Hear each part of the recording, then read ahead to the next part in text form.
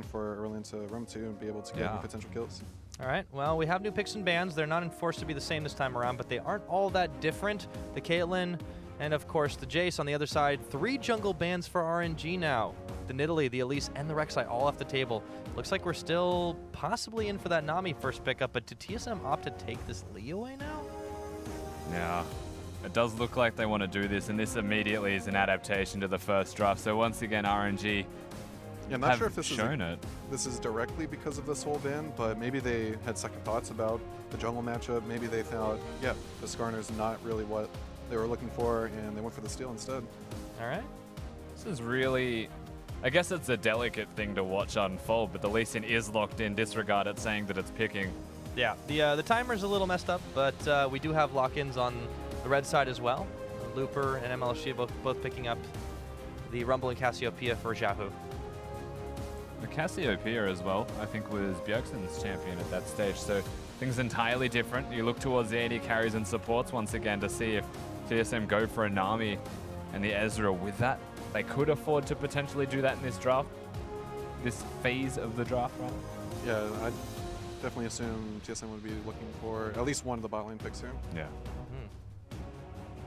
I'll see, still plenty of time on the clock, disregarding what it says, of course. And we actually have a Jhin locked in, so there were some changes, but it's still considered fairly strong, and it is one of those champions that DoubleLift did play quite a bit of.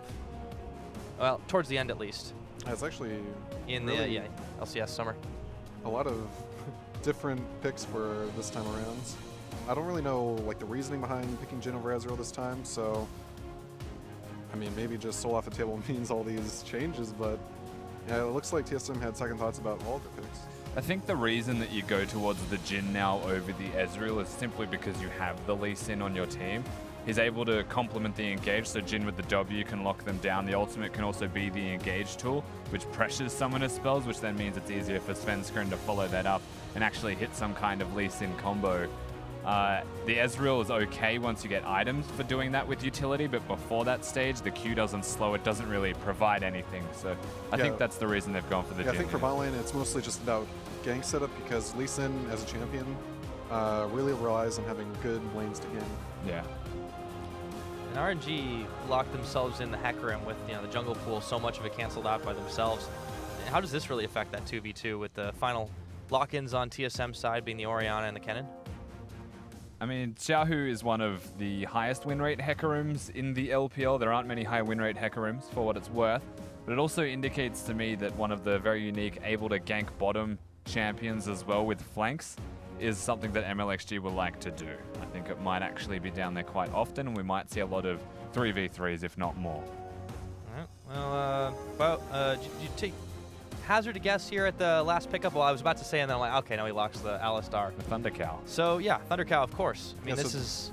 The dynamic of the lanes have changed a lot. So it went from probably a very trade, like bloodthirsty lane into maybe just a gank setup lane. They'll be looking to take minimal trades and actually just be looking to set up sort of ganks. Yeah. Yeah. You can already see the summoner spells. Obviously, still some time for that to change, but this is the time where Biofrost is going to go for the exhaust. Yep, for sure. Mata's still rocking that Ignite. I guess if you can get the big combo off, you can all in it. The only reason I say Thunder Cow is simply because Thunderlord's Decree is pointless if you don't have an Ignite with it. You definitely would go for an exhaust and change your Keystone Mastery instead of having Thunderlords there, but knowing Mata, they will still have some kind of 2v2 aggression, and knowing Uzi, he wants that as well. Yeah. You still get that speed boost off the Sivir ultimate, so once we hit level 6, things start to be a little bit dicey, but TSM's bottom lane, let's see if they can hold on. And they've got a pretty solid team fighting comp all the way around. If DoubleLift can get protected, I mean, he can be a pretty big linchpin in this. The Curtain Call's still a very valuable ulti despite some of the changes. I mean, there's a pretty big wombo that can come out of TSM's comp now with the Orianna Kennen, and Jin's purpose in this will be kind of to sit in the back and just be that unsung hero that either starts the fights off or finishes the fights off. So he'll either look like a god or will not look like he's doing anything. Yeah. Well, of course, just like on the mainstream, guys, you can remember logging in and voting on Twitter, hashtag TSM win or RNG win. We'll see the results later on in the show. What do you think, Matt? Who takes this one based on the new comps? For the teams, I mean, I've always been cheering on the NA team, so going for TSM. Comp-wise, I really favor RNG for their scaling. I'd say for TSM, they really have to be looking for the mid-game objective team fights, and if they aren't successful in winning those team fights, it'll be a very hard game for TSM to win. I think it relies quite heavily on hitting item spikes for TSM, so Jhin wants to get those big items, be quite useful with his armor penetration. Bjergsen also does need them, and until they hit that point, they might be using Hauntzer as a crutch to teleport to the 2v2 and influence that positively. Yeah, I mean, you guys talked at length about the teleport usefulness or advantage usefulness for both the Kennen and, of course, on Looper's side for the Rumble. Not much change this time around in the top lane, but the rest of the map, of course, definitely different. It's RNG rove around together. Yeah, that's great. Just having a good time. I know the last time we saw an LPL team running a skin that beat them was Spirit, running the Fnatic skin after they got beaten by Fnatic, and it was a buff. They won the immediate game afterwards, and he hard carried. Oh, there you go. Let's see if the trend continues. As I was going to say, DoubleLift in this matchup here, like, he didn't play a lot of Jhin until the very end of summer, and it was mostly in the finals. He looked pretty solid on it, though, overall. Like, I wonder how much he's actually had practice on this one compared to a lot of other ADs. What do you think, Matt? For Jhin, definitely the best of the 380 carries the last meta. Not too sure after the Jhin nerfs for this patch, but I'd say for... excuse me? No, I'm just pointing out that they're going to be like potentially freezing the wave or cheesing the wave. Oh, I mean, for level 1, this is actually the standard now. Most AD carries really value just the ability to... you see how they're stacking up the range minions and just killing the range minions? If they get them all low, the range minions will still continue to kill the melee creeps. Yeah. And because of the freeze, it actually ends up killing 2 melee creeps before they even enter lane. So a lot of the XP advantage that RNG got is mitigated by the freeze. Yeah, Biofrost gives some of his health bar to make sure that stays that way. But all things start fairly even, and the rest of that, and he's able to heal most of that right back up. And the Nami sustain is really coming in handy. You can see why they valued this pick so much. Do you think there is more value in a Jhin lane in particular and a Nami who's not too good at taking the Krugs, as you said last time around, doing exactly what we just saw from DoubleLift and Biofrost? Yeah, when you can assume that the enemy bot lane is going to do camp. So for Alistar always wants to do camp. That's the sort of advantage you get, is XP advantage for Alistar. But it's really forecasted, and the counterplay is there. You just freeze the lane, and the melee creeps will die before the enemy bot lane even gets to lane. Yeah. So what you want to be looking for in this lane for the AD carries is DoubleLift wants to take really aggressive trades since he has a much bigger HP pool. Alistar's heal is not going to be that much for the Sivir, and yeah, DoubleLift's Nami's heal, Nami healing will be much more impactful. So you can notice how RNG is holding the wave, held the wave initially on this side of the lane. Yep. The wave is going to stack up now. There's so many creeps. Yeah, there's 6 range creeps currently, and this is the timing where if Mata was looking to go aggressive, he would want to go aggressive because he has this many creeps. They just level 3. If he was more up to get a combo, then that would have been a very good trade. I think best case scenario in that particular trade is actually the pole flash animation cancel as well, because you want to actually headbutt them into the minions. It's not just that you have the minion advantage and it's pushing, it's that they actually do a bulk of the damage to champions that help you get those kills, and they are the ignite lane. Yep, the crucial thing in competitive play is how to use creep, just the creeps building up to your advantage. Taking trades around your creep advantage is how you win the trades. Yeah, it looks like, just for a moment with DoubleLift and Biofrost, they were able to really push back RNG and negate some of that advantage that they got from pushing up the wave a lot faster earlier, but you can see they've turned it right back around on RNG's side, and things pretty much just even out. It's first item longsword and Cole for the Sivir. Yeah, I like the early backs, especially on the lanes that want to be setting up ganks. So when you back, it pretty much guarantees the lane's going to push back to you. And when the lane's back on your side, you have an item advantage. You gave your support time to roam. So getting back to lane, you'll have vintage advantage. You know where the enemy jungler is, and it's much easier to start setting up ganks. Yeah, and you know that by the time you get back to lane, because you've already pushed it in, it'll reset and be pushing back towards you, so you can collect that stack of minions. The only real cause for concern is, at this stage, you won't have a support. Because he's up there headbutting Svenskeren. Which was surprisingly clever. I don't know if you noticed, but he headbutted onto the worked ground, so there was no mobility. It was pretty cool. Yeah, it's first blood, and he helps secure it up, gives it over to mlxg. Yeah, that all stems from the early recall that RNG's bot lane decided to do. I think it's some pretty solid deep vision down there as well. I mean, look at, they've pretty much lit up every bit of the jungle Well, pathway. 3 pink wards and then Yeah, that's actually ridiculous. Yeah, just the amount of time it takes to actually kill the pink wards is pretty substantial. Like Lee Sin, if he was trying to kill all of those pink wards, that would be the same time as killing like a camp and a half maybe. The amount of Could be a time lot, invested into that, yeah, it means that mlxg has free reign to do as he'd please. So that early recall, as we saw, very good start from RNG, honestly. I'm calling them China's hope. Yet another recall from... Still stinging from earlier? Yep. Yeah, well, you know how I feel. You 0-3 on the day. But I don't have any horse in this race. There you go. So they're going to clear out one of those wards. Biofrost invests in a pink of his own, but they really haven't seen the rest of them throughout the rest of this jungle. What is RNG going to do with this vision, though? Like, is it all to like basically keep Svenskeren down and kind of negate the early Lee Sin advantages? When you have vision of one half the jungle, then it pretty much guarantees where the enemy jungler is looking to do. So if he's in bot side farming, obviously you have the location of him. But if he's not seen on any of the wards and the camps are up, then it means he's in his top side jungle, either clearing his camps or already completed the camps and looking for a gank in the top or mid side. So that allows the top and mid to play safe because of the information of the jungle, and it lets bot lane play aggressive, knowing that jungler can't possibly do bot. Alrighty. So wave pushing. TSM forward. They have some vision down on this bottom side, and the junglers haven't really decided to get involved in this bottom lane. You've seen them hanging much more closer to mid lane, where there's been a lot of action. Svenskeren doing the same thing. But at what point does mlxg just want to start getting involved in this bottom side? He's not quite 6 yet. I'd imagine that's the place.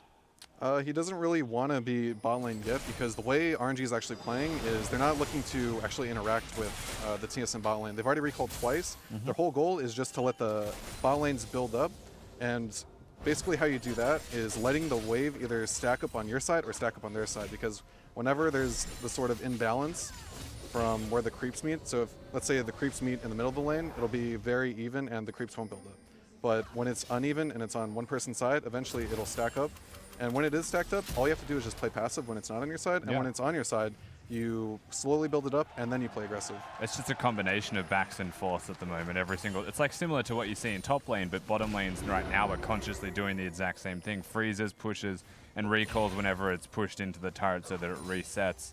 Yeah, the way you can kind of think about it is like the tides of a wave. Like right now, the tide is building up on RNG's side, and it'll crash into the tower, and after it crashes into the tower, it'll slowly build up and back into RNG's favor. Like a wave on the sand.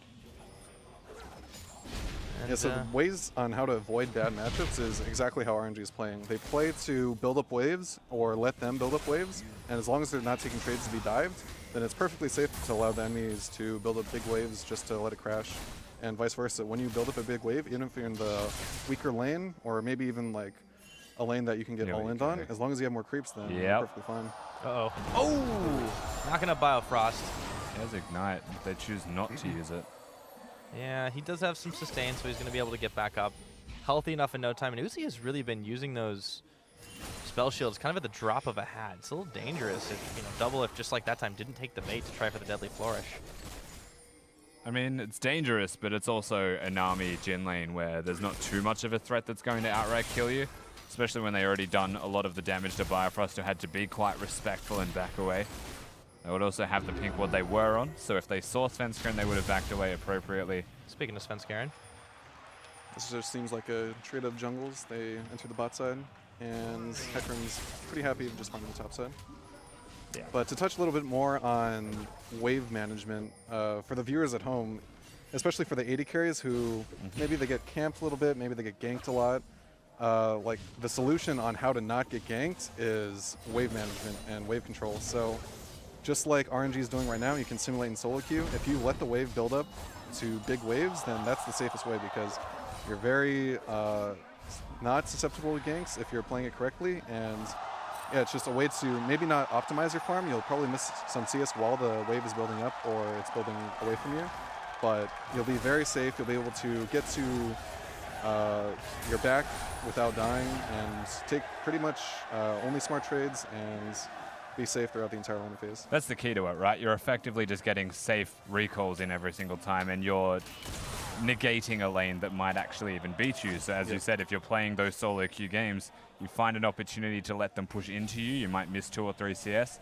You build a wave up to the point where if they fight you, you win. They won't fight you. You then push, then reset and recall yourself. It's all about avoiding these really bad situations where you don't want to fight. And it was a clever thing that I think Uzi and Marta, I think it's safe to say, actually put into effect in a lane where they'd lose the 2v2 from poke.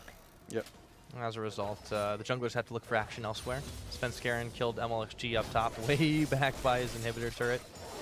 And by the way, guys, just for those of you at home still looking to have your burning questions about that bot lane answered as Mata goes in deep for just a second, you can always hit us up at LoL Esports. Hashtag #AskTheCasters. You can read those ones out in the game, ask about wave management or whatever. DoubleLift really wants this. I thought the combo was a little ambitious, but DoubleLift instantly flashed. Double TP on the hunt. Okay, now they're getting involved. There's the curtain call. In comes mlxg. I don't know if they want to take this. Mata's tanking the face of it and has to flash behind mlxg. And finally, they're out of range. So 4v4 in this bottom lane, and it nearly turned into a 5-on-5 as the mid laners kind of walked in at the end of it all. Yeah, almost all the resources was used to fight. And Wait a minute. Oh, just now the fight's starting. Yeah, they caught Sven. Oh, No. whiff shockwave. Mata, though, if he had been a few pixels closer, that could have been a dead cow. Yeah, Svenskeren pressed his R button as well. There was a chance that he followed it through and killed, but they took the safe option. And funnily enough, everyone walks away. Looper was the first to teleport in, so you expected a little bit more proactivity, but that actually just looked like poor communication from RNG around their bottom lane, which is weird because Marta's a shot caller. Yeah, party in bot lane. Yeah, and TSM didn't really go for anything out of that either. I mean, you'd think with some of the backs they might have been able to force an Ocean Drake at the very least. Yeah, I guess with the amount of ultimates committed on both sides, it seemed really hard to actually commit yourself to the Dragon. Even though TSM is up so much vision, I do think going for maybe Dragon was the correct play, but they went on the safe side. A lot of pings flying down there. And, you know, speaking of shot caller, Mata, he's usually the guy that's actually instigating all of those pings. So you ever want to peek into the mind of Mata? That seems to be always what his focus is on. It's a tough thing to do, to peek into the mind of Mata. We also saw something in the last fight, I don't know if you noticed. DoubleLift did not use his ultimate, he just pressed his R key and just held it. And everyone was kind of trying to juke and go nowhere. And it's that mind game of, am I going to throw it? Who am I going to throw it at? And how is this going to play out that can often scare people? Where like you don't throw a skill shot and you run at somebody, usually they'll just go in circles until you're next to them and can hit them anyway. Oh, yeah, so I don't actually play that Jhin, I don't play Jhin often, but something I really hate from all the Jhin mains or just the AD carriers who play Jhin is how they waste their Jhin ult. Like, yeah. I don't even play the champion, and I know all the time how badly some Jhins use their ult when the targets are full HP or they're missing the bullets because CC is about to be hit. So let's say an Elise is coming in for a gank and the Jhin opens with an ult. Yeah. Elise has Cocoon. Like, you just have to wait and be patient with your shots. Or even just a slow, like let's say an Olaf without hard CC. He just gets the slow and it guarantees the Jhin shot into the chain of continuing the Jhin shots. Well, on the subject of Jhin ultimates and trying to dodge him, Uzi's gone for a Boots of Swiftness upgrade. This is not something that I personally see a whole lot. You guys want to take me through why he might choose this? Maybe it's a matchup thing because some Jhins do go for Swiftness boots. I don't really like the Swiftness boots, especially for how Berserker Greaves is, like how much attack speed it gives. I really don't like Swiftness boots. I mean, especially you have a lot of defensive tools on Sivir, the spell shield on the hunt you can use to get away from things. I think the move speed is a little negligible. Like, I can talk towards the utility that a Sivir has as to why Boots of Swiftness might be good, but I generally just disagree with it also. I think that, like, the added move speed could be useful. They're a composition that is very heavily aided towards move speed, being a Hecarim Alistar. They want to be on top of people as soon as they can. But honestly, the Sivir just presses R and should run in the opposite direction. And I don't know if the Boots of Swiftness necessarily do anything for him. Let's say for arguing for the case of Swiftness, against Nami, since its auto attack slows, the Swiftness passive is actually pretty beneficial against that. I'd say with ultimate pops, her move speed wouldn't actually go down that much if she was getting slowed by Nami or Orianna. Mata's going pretty hardcore in here, and Uzi does get a nice Boomerang Blade bounce, but again, you need to be able to execute it. It seems so hard because Biofrost can just heal it up, and there you go. You've got on the hunt, instant exhaust, and the curtain call shots. Now Mata's got to tank the rest of it. It seems like RNG is starting to have a worse and worse time. And once again, the Hecarim not able to have an impact in this lane, a farm jungler. And so that's actually starting to unveil quite poorly this RNG 2v2.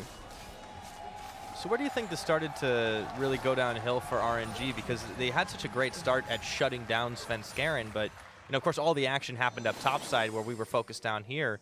You know, what really has been going right for TSM and wrong for RNG? Well, it really stemmed from that kill. There was actually a gank in top lane where Rumble died, and it seemed like, yeah, just across the map, RNG's been losing on all sides. All summoners are up here, just for the record. They are about to find each other. Oh, right for DoubleLift. Oh, that's like really good laser focus there. Uzi and Mata, they just outplay TSM's bot lane.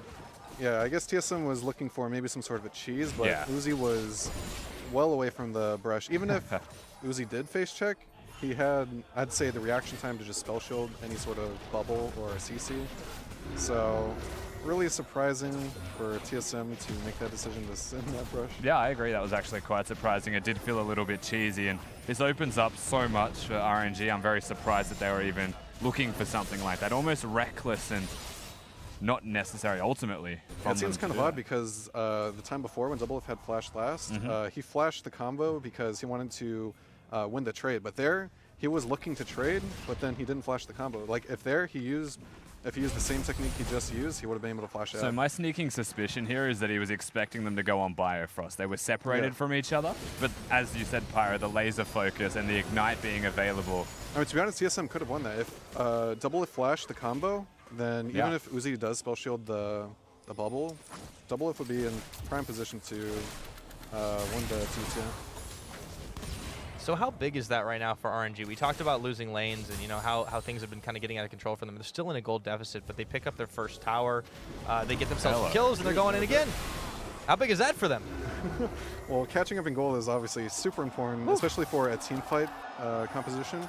So I'd say for both comps, they're definitely looking for the 5v5 team fights, and whichever team is in the gold deficit will obviously have the disadvantage. So the moment RNG picks up in their items, picks up in their team fight strength, then they'll be able to control objectives very well, and it's basically for 5v5 team comps, whoever has the most amount of gold or just power will actually be able to control the objectives. Yeah, they can also lay down that red carpet, so RNG able to press the Sivir ultimate at any time and go forwards and aggressive.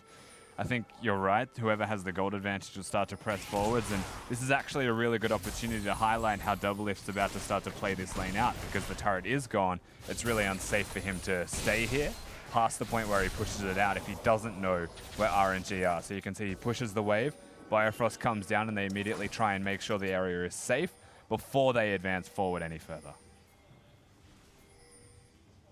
Yeah, right got now, a lot of friends. TSM's playing pretty aggressive because they have a good idea that Hecarim's in the top side. I mean, it's a full team effort right now to ensure that bottom was safe, because they're actively making that conscious decision that the whole team wants to get this turret. Yeah, and just the knowledge of having a ward on the red, knowing that Hecarim's top side, gives TSM the ability to just walk in and take a free bot tower. So nicely played for them. Concerns if the Jhin wasn't going to be quite in position, wouldn't be able to do it, so he takes the last shot, and now things even out in that bottom side.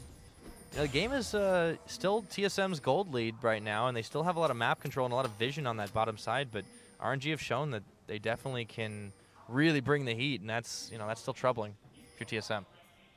Yeah, they've shown the 2v2 is still definitely going off for RNG, and that was with the Alistar pick as well, so putting in a decent amount of work at this stage. He's tanking things up as well. Yeah, as you can see, Blue Buff's about to spawn. It's very close to spawning, and it looks like both teams are actually very hesitant about entering the Blue Buff side jungle. Yeah, Looper is looking to TP, start up this team fight. Okay, DoubleLift, Biofrost, Bjergsen, they're all here along with Svenskeren, and Mata just gets good. 2-man knock-up, and there's a big equalizer, but DoubleLift just melted through it. Biofrost gone down too. These are some squishy targets on TSM, and Hauntzer just arrives a little too late, but he takes down Uzi. All right, so much for the bot lane stream. Everyone's dead. That's a bit awkward that we're highlighting the two people that are being, you know, absolutely focused. Well, Mata's still alive. It's cool. He's the real hero. I mean, that really Even though just comes xiohu got a down triple to, kill. like, whoever pulled the trigger first. It was really clear both teams were trying to contest the blue buff. They were both very hesitant, but RNG luckily just pulled the trigger first and they won. Yep, no hesitation. This is the team we talk about being, you know, some of the most mechanically skilled players in the entire tournament. and even historically, but it's always about coming together as a team. They clearly did there.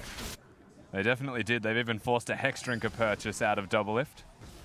Not feeling too confident. Of course, Hex Drinker and more of Malmortius reasonably standard for the Jhin. But that's an immediate defensive decision. Unfortunately for him, mlxg doesn't do all that much magic damage. Yeah, for the last team fight, it's pretty hard to say whether any sort of positional, if we could have corrected the AD carry positions, the team fight would have went like any different. Pretty hard to play against a Hecarim Rumble as Jhin, and just as hard to play against an Orianna Kennen as Sivir. And that certainly can be a little bit rough.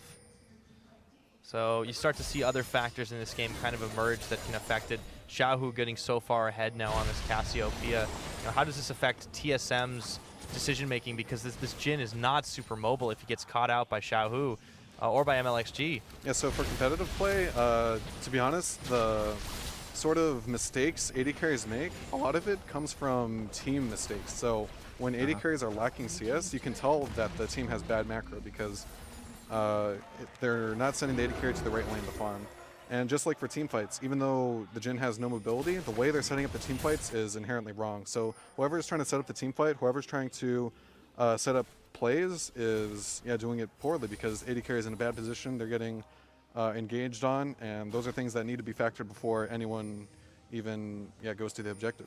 Yeah, and the AD carries in this game are going to be a big focal point of the opposition teams. A Kennen and a Rumble, an Alistar even and a Hecarim want to take out DoubleLift, and there is a plenty of champions that actually want to take out Uzi themselves. So whilst their positioning may be in question, maybe the team's macro is in question, I feel like it's also right now a conscious decision for both of these teams that they just want to kill the opposite AD carry and hope that they can do it faster and more efficiently. Yeah, I mean, it just really comes down to the AD carries. It's not really their fault they died. It's how the team fight's set up. And for the people at home who are playing solo queue, obviously you're not on communication with the rest of your teammates. You're not setting up any sort of objectives. So the way you need to be positioning as a AD carry is factoring in the things like the team fight setup, who's looking to engage on you, and pretty much distancing yourself relative to how much damage you can deal in a team fight. As an example, in this game, right, you're DoubleLift and you're against an Alistar. You know that he's going to headbutt pulverize combo you, and if his flash is available and yours isn't, you actually have to position a little bit more back just because he can get you more easily than you can get out. Yeah, I mean, for the micro things we can talk about, whenever you're against a support champion, it's really important to know their flash time, especially for Alistar. It can go for really any support champion. You have to really respect their flash ranges, and that's something that comes over time, just knowing how to distance yourself. But we see that, also still painting DoubleLift in some of these engages, and the rest of TSM Mata, obviously, one of the brighter minds in the game is definitely going to be aware of all those distances and aware of where and when they can't go in, and even the pros still make those mistakes. So don't feel too bad, guys at home, if that still gets you completely killed multiple times. You just want to try to learn from it. Yep. I mean, it's still kind of hard because he was getting flanked, so... Yeah, that's true. Pretty hard. Not a lot you can do, and there's no directions left to go. Let's check back in on Twitter, too, speaking of matchups, because at Nevx on Twitter asks, for bad matchups, would managing the wave to freeze in front of your tower be good, or would they just kind of poke you out? Freezing in front of your tower is very good. That's exactly how you're supposed to play bad matchups. Whenever you freeze... actually, I'll just talk about it after this. There's nothing freezing about that. Woo! Please continue the point. Yes, now the Bjergsen's dead. Yeah, but I'll touch on freezing your lane. Well, it's not really freezing if it's in a if both bot lanes are in the lane. It's not really freezing. It's more about holding. So the right term would be holding the lane when you're in a bad matchup. And yeah, that's exactly how you play bad matchups. Mata's and Mata does fall over. Curtain call comes up pretty big there. So altogether that's a 1-for-1 on the map, but. It did take quite a lot to shred through Mata. He's getting fairly tanky. Yeah, so to finish the question, holding the wave right in front of your turret is the best way because over the next trades, like if they go for a really aggressive trades and they don't have vision, then they're obviously the easiest possible gank you can do. And when the turret is... once the creep wave meets in front of the turret, over time it'll build up the creeps into the enemy, and when you have a built-up creep wave, that can lead to you taking aggressive trades to be able to dive them, or taking aggressive trades to go for a kill. I guess the other side to that question as well is, will you get poked out when you're doing it? That looks firstly at the champions you're against. When Ezreal will poke you out, and Ashe is also very good at doing the same things. And it also, you have to remember how many minions there are crashing onto that turret. Because if there's too many, you'll have a really bad time trying to actually hold it there or freeze it. If they're a high poke lane, then it's still, it's worth noting that it can be worth getting poked to keep the wave in your control. So if you're keeping it in front of the turret, then it's keeping it in your control. And you kind of just have to, with experience, you'll know how much HP it's worth losing to keep control of the wave. And yeah, trading HP can be worth keeping the wave on your side. Fair enough. Just actually, I wanted to touch on this one because it's something that I always have an interest in when I play on the bottom side. What do you do if you have a champion that kind of auto pushes, like say Tristana with the E? Like how does that actually like kind of change that when you're trying to hold things? Oh yeah, so for Tristana is actually the only AD carry besides like after you buy Runeans, you can't actually wave control. So unfortunately for I'm you just Tristana out of luck mains, is what you're telling me. Yeah, it's not possible. So don't play Trist if you want to manage the wave. Or you can just not unlock wave. E. I mean, if you don't unlock your E, you can probably wave control. There Yeah, are that's one people way to that do do that, yeah. It just means you can't trade because you're obviously missing a big part of your damage. Yeah, I don't suggest that. If you're playing Tristana, yeah, you kind of just have to throw out the subtle wave controlling, but I mean, Tristana's actually a really good laner. She's really good at all-inning, so she doesn't really have to rely on the wave control as much as a champion like Jinx or Sivir would have to. And Jinx also works the same token. You just never want to actually turn your rockets on in that kind of situation. But, you know, back out of the hypothetical matchups and back into this game, we've hit, you know, about 27 minutes into it, and you can see the mid laners, or the AD carries are becoming mid laners now because they're roving around with these teams. And, you know, team fight, obviously, like RNG can still set up fights really fast, but do TSM really need to change their approach in the way they've actually been starting these fights? Because they seem to be coming out ahead so far. I mean, looking back at the initial fight that we had, like the big team fight where Rumble TP'd in behind, it seems like TSM wasn't really sure of all the options that RNG is thinking about, because they clearly didn't think about, okay, Rumble might have a flank war, they might just TP in and engage on us. So they really have to be crisp on how they set up for any sort of objectives, because they have all immobile champions, and if they get CC'd on, then they're instantly going to lose the team fight.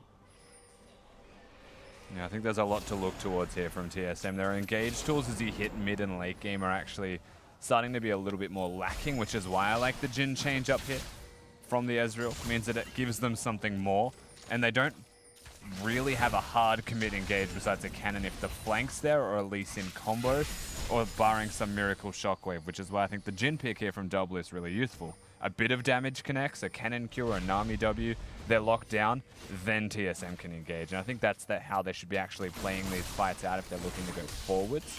The problem is RNG are always going forwards on them at the moment. Does seem to suit their style.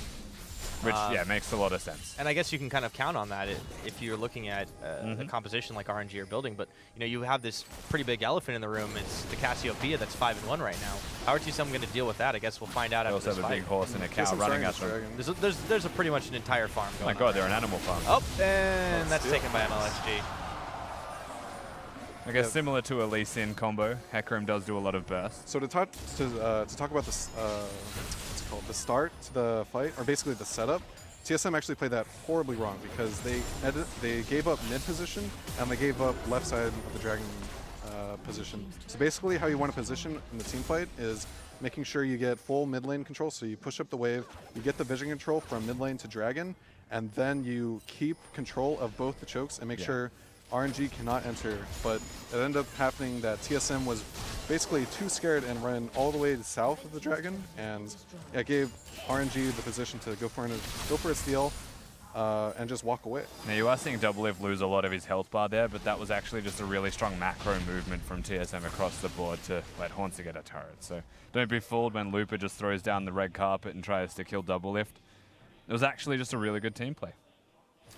Yeah, overall it's definitely working the way they need to, and TSM definitely have been showing that, like, despite some minor mistakes in like how they're actually positioning and allowing RNG to come up with some things, like they are moving around the map pretty solidly, and DoubleLift is doing exactly what he needs to. He's just sitting behind. They just can't afford to get flanked, it seems. But I guess that's fairly obvious when you're playing. So for TSM, like, they're never going to be pushing up the mid lane and hitting the tier 2 tower. That's not an option for TSM. If they get flanked on by anyone like Alistar, even just Rumble, they'll just immediately fall flat. They have to be in a position where RNG walks towards them and they're in a very easy position. Otherwise, DoubleLift is going to get screwed over. Toast, yeah. I guess one other small detail, looking towards the Baron now is the major objective that both of these teams will be looking towards. There's a good opportunity to set up all of the traps of the Jhin before a fight breaks out, as they really wanted at RNG. And the reason for setting up those traps is the slow that it actually gives is quite useful when you look at who he's playing against. So Sivir will press the ultimate, speed up Marta, who wants to run at you really fast to hit the combo, but the trap can deter that. The same thing applies for the Hecarim. So there's a surprisingly high amount of use behind using the E from DoubleLift. So some advice I can give for the solo queue AD carry players. So I've been talking about how these teams are setting up fairly well. I mean, RNG is setting up very well for these objectives, but TSM isn't. And for solo queue, since you're not really setting up anything, you really have to think for yourself on AD carry, because if you let yourself get into a bad position, like even if you were DoubleLift, if you put yourself in a bad position, you'll always die, no matter how you play it. So just as it's important to be really skilled mechanically, like in the micro, it's just as important to be skilled in the macro and not put yourself in dangerous positions. Like if you were in this position, DoubleLift is in danger of just getting ulted or flanked on. Like Mata's going for a pretty deep flank if he does decide to go in, but they got chunked out, so they're not going to look at the fight. I think a really cool mentality decision that a lot of people make, a lot of pros actually make even in solo queues. You have to remember that every single champion on League of Legends does the exact thing that they're supposed to do. Just because Bjergsen's on the champion doesn't mean his Q does 70 more damage. Just means that he's really good at playing that. Yeah, this is what I meant. So. There's your flank. Yeah, and they just run right onto DoubleLift, and mlxg finishes him off. Didn't even have to ult it, and it just blasted them. A huge chunk of their damage is gone, and now xiohu's gone in, Hauntzer's gone golden, but he's going down. There's no way you survive that.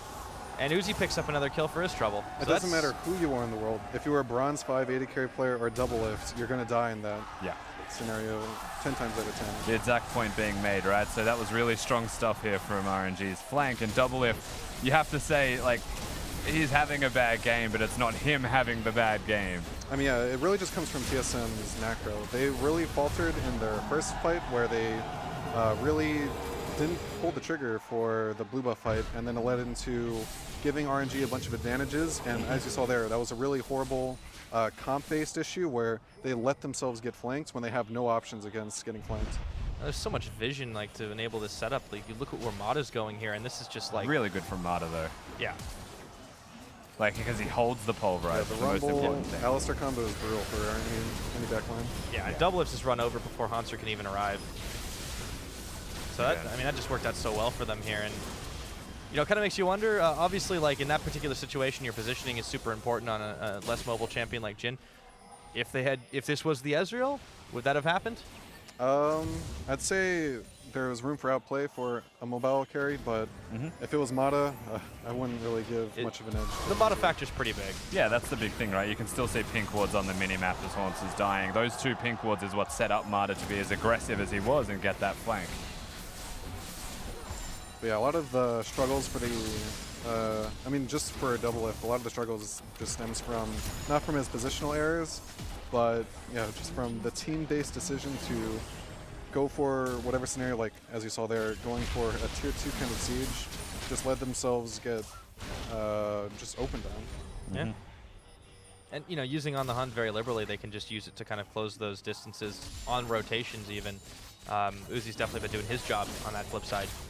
So do you think there's a better champion, Matt, besides Nami in situations like this? I know that RNG have an engage comp on him and it was early drafted, but would you say like Braum as an example?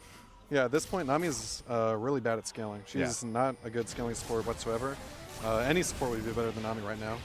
The way you just draft Nami is for the laning dominance, and as you saw, RNG played around the lane dominance just by not even being in lane. Yeah. Wave manipulation won them the lane, essentially, right? Yeah, they recalled after controlling the wave.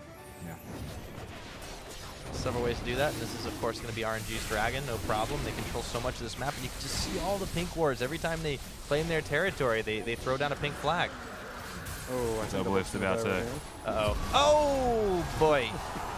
I mean, that was a positional error. I'll give him that. That was definitely a positional error. You're dead doesn't matter what you take there. That was not Bjergsen's or Biofrost or Sven's fault. That was DoubleLift's fault.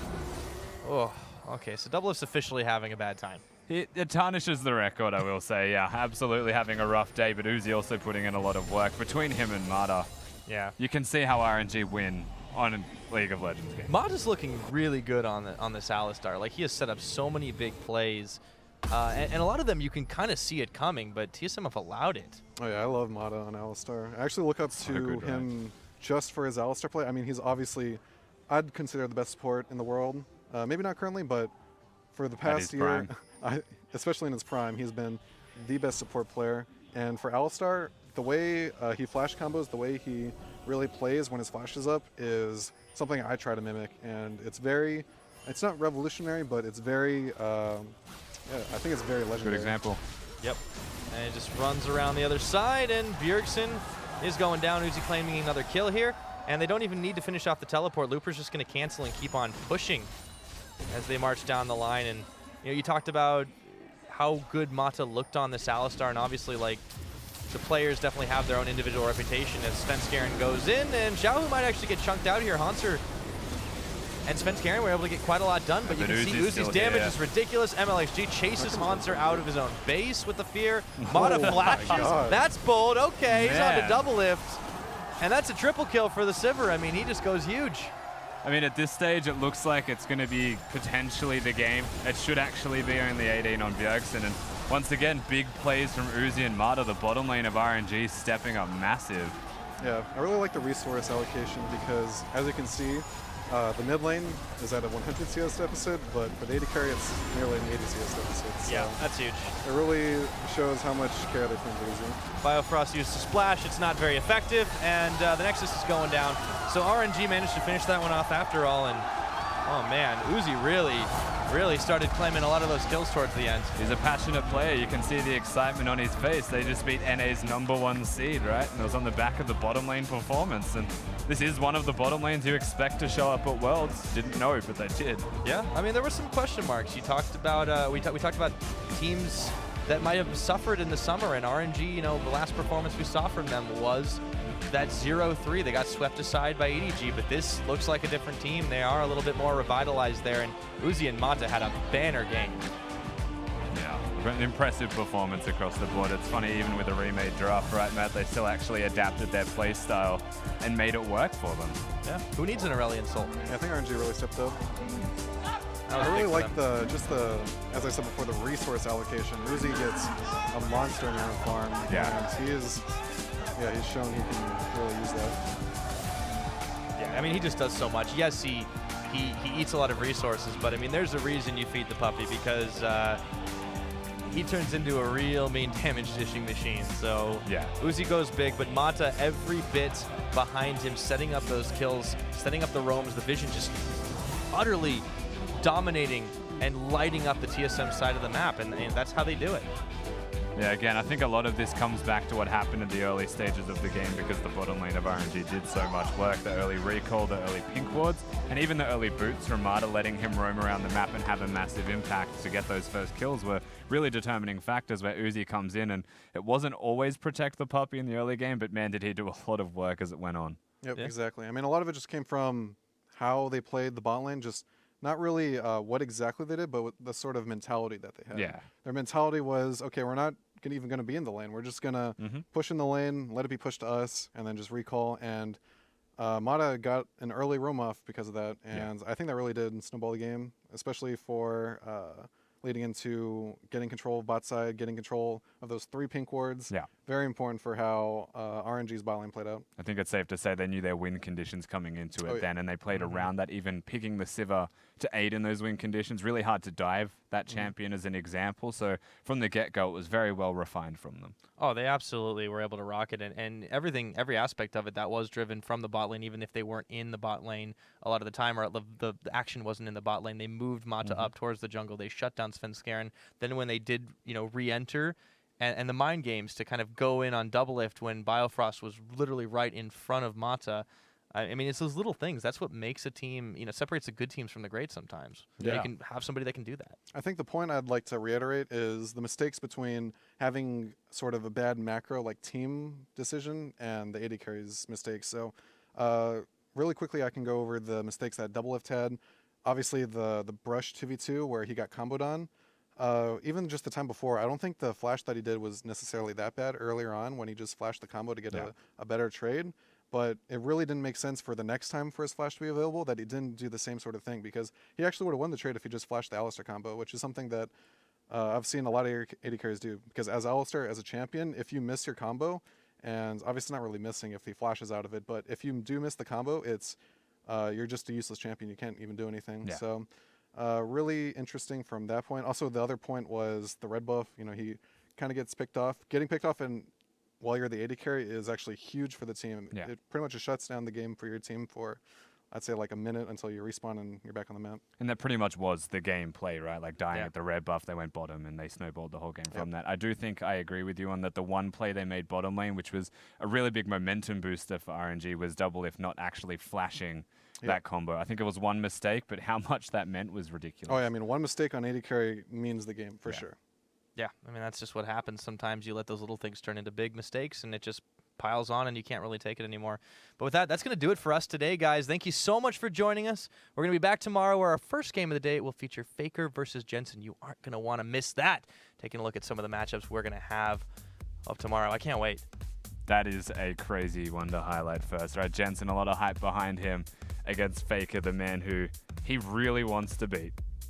Well, I think he's pretty much always the mid laner to beat for a lot of people, but we're going to go ahead and toss it back over to the analyst desk to wrap up the day.